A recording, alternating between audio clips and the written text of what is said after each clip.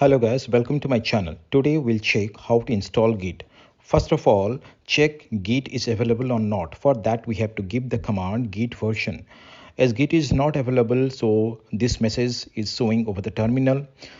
Before installing Git, we have to update our system. And for that we have to give the command sudo apt get update enter. So the system is updating. For this it will take a few minutes. Yep, I think, yeah, just 1, 2, 3, 4, boom. Yeah, now clear the screen and we'll give the command to install Git. And the command is sudo, just write down, yeah, sudo, sudo apt get install Git, enter. Now, yep, so do you want to continue? Yes, of course I want to continue. Press Y button and enter.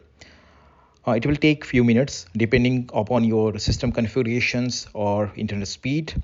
Once it is done, yeah, I think it is done. Now, yes. Okay, yeah, done. Now check the Git version. So the Git version is enter. Yeah, so 2.43.0. Yeah, so now Git is available over your system. Thank you guys for watching. Take care and bye bye.